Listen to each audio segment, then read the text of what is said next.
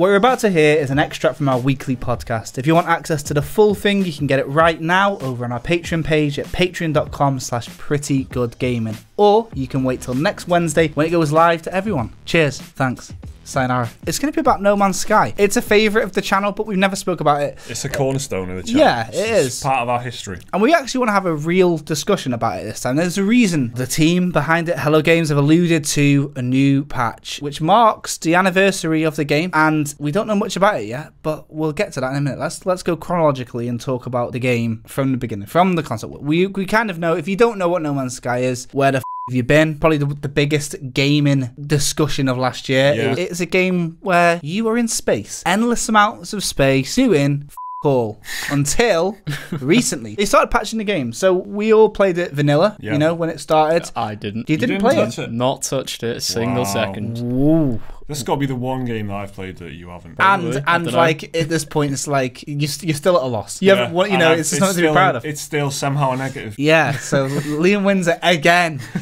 No Man's Sky vanilla. I played for at least 50 hours. I got to the center of the universe twice. Ask me anything. I'm a rare soul. I was surprised by that. I've actually not met or spoken to anyone on the internet who's done that. Even Angry Joe, who reviewed the game, if I remember, watched someone else get to the middle of the universe. You know. Yeah. Plot twist galaxy. It's kind of a rare breed, someone who's actually got there. Twice. You see, once via the conventional means of just trawling through black holes, and the quick way of doing it is like following the Atlas path, which is a bit of a nightmare. I had quite a nice time with it. I tempered my expectations heavily. In fact, I expected nothing. I did read someone say expect nothing, and I did just that. It did get boring after that long, and they finally started adding content now. It's interesting what they're doing with it, because they're trying to salvage it, because the game is like tied so strongly to them and their reputation now. They've got to like bring it back, because anything they do in the future is going to be weighed down by this. Yeah, like it's just a matter of like salvation for them. Genuinely, they just have to bring it back. They've got to improve it, and they've got to make those people who were so disappointed by it, they've got to make them happy. There's going to be people who are just like, I'm not touching it again. I forgot about No Man's Sky. Why are you still talking about this? All that kind of, you know. Exactly. Kind of so this is a discussion that people were having a year ago. Yeah. Well, just short of a year ago. The game's nearly reaching its first anniversary. People have been saying this for a while. Meanwhile, behind the scenes, armed with a lot of radio silence, No Man's Sky have been whittling away, making some changes, and slowly releasing them over the course of the year. Two major updates happened, okay? So the first update was the Foundation update. Foundation being the building of the bases. This is just the beginning. Yes, exactly. The start of a brave new world. And yeah, you could build the base. You could buy freighters, which was basically like space base. They're cool, yeah. You could do farming and shit. Met with quite tepid response, because it was like, yeah, cool. But did it bring you back? Yeah. Did you play it for long? That was the warmest reaction I think it got. You know, me and Gareth as well, I think we're in that camp where it's kind of like, oh, nice, yeah, awesome. This is good. It's free. It's content. Nice. What now? It's exactly the same experience as the first couple of hours of the game, where it's like, this is nice. This is cool. This is a nice game. I'm fixing my ship. It's crashed. I want to get out into space and see what's going on. Once you've experienced what it's the first thing it's trying to show you, what else is there? And that's the game's problem. They've always been on the record. It's like, we don't want to put a story in this. Yeah, just like a universe sandbox. Yeah, the whole idea is exploration. So if we tie you into a story, then that's not. It's the whole thing, like the story is your experience. Exactly. That angle. That's right. And I think the Foundation update, I spent more time installing it than playing it. Honestly, I turned it on. I could make a base. I was like, I don't really like this. I'll play SimCity if I want to do that. That's not. I know I'm missing the point. You say that, but I spent more time installing mods on Skyrim than I did playing it, and I still really like Skyrim. Yeah, this is just one patch, so it shouldn't have been a lengthy process. And you could do automated mining. A lot of people complain that No Man's Sky ended up being quite a tedious chore of shooting things with your your mining gun. And you can now set them up. You can set up drills. You can set up all these automated things. The thing with this is that annoyed people. We still didn't see some of the things that were promised in the trailers. You still didn't see that giant sandworm, things moving in packs, and monsters fighting over monsters, aliens, should I say? You didn't see any of that really. Still, they made some quality of life updates and stuff, but there was that. So that's stage one. The second update, which was the Pathfinder update, right? With which was decent. You can now own multiple ships, so you can start collection, store them on your freighters and stuff. To share your bases online. If you're on Steam, you could download people's bases. You know, that was cool. Most importantly, I suppose, vehicles. They were introduced. The Exocraft, they call them. Yeah, I want to go back to it badly. I really want to go back to No Man's Sky, because I want to play the game that I thought I was going to play. And I feel like they're getting there, you know what I mean? I feel like they're building up to it slowly, and obviously that's basically what they've said they're going to do by giving us a foundation update and being like loads more. It's essentially being treated like an early access game at this point, isn't it? I was going to ask that, so do you reckon it would have been safer for them to just take the early access route? It's a whole big issue. That's a huge issue, that, like, if Sony hadn't come aboard, if they hadn't shown it off so early and been so ambitious with the whole scope and stuff, and if they didn't release this as a box product, and this is something we've said on the channel loads and kind of analysed it in depth, I guess, totally, if they didn't go full box product, like full retail price with Sony's marketing might behind them, and even early access at a discounted price, like 20 quid maybe, the whole thing, the whole name of No Man's Sky would mean something completely different. And that is part of the redemption process, isn't it? It's like they've been bankrolled now. They could develop this for so long now with the money they've made from the launch day sales and stuff, even when you include like Steam refunds or whatever. That's just all part of the picture, isn't it? And hopefully, I mean, this 1.3, whatever it's going to be, it's a year on. This is 1 year on. This has got to be substantial, I reckon. You know, they added a lot in the foundation update, and that was just kind of 6 months, if I remember rightly,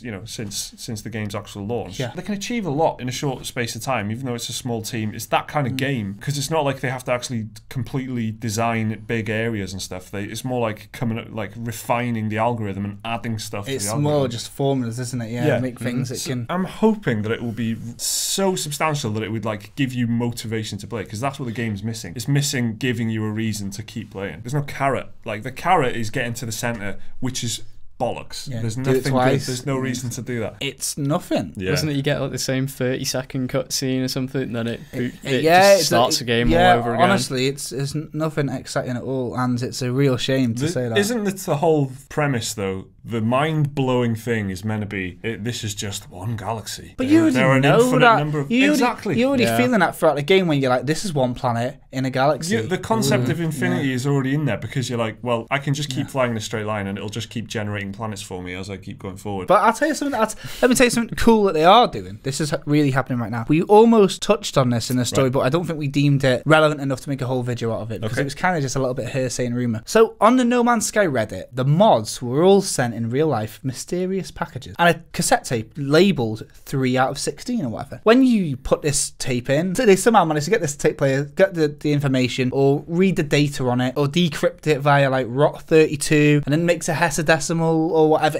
All this is, they call it like an ARG, don't they? An augmentation or augmented reality game, where you can go follow the rabbit hole, and it led to a set of clues, and they had to all work together. And there was words that came out, stuff like portal. That was the word that they saw. And they saw things like saying, in the huge pull of this, you know, huge machine, I can see it, and stuff like that. Very vague terms. Sean Murray has recently released a statement. Sean Murray himself, that regarding this situation and regarding the community effort, people are saying, is there going to be more of this? What does portal mean? Are they going to keep pushing it? He said, we intend to keep the process alive until the completion in August. It's important to mention that we are very excited by the coming phases 2 and 3. Input from the Mercury subroutine will pave the way towards new experiences in version 1.3 of a familiar universe. We look forward to the successful conclusion of this groundbreaking experiment. Regards, SM. Is this too contrived? I think No Man's Sky has to do an awful lot to win people back. It basically has to become a completely different game to what it was when it came out. Yeah. Full of content, full of stuff to do, full of reasons to go back to it. And also just the fact that people don't quickly forget when they feel like they've been ripped off. Especially when something becomes a meme for like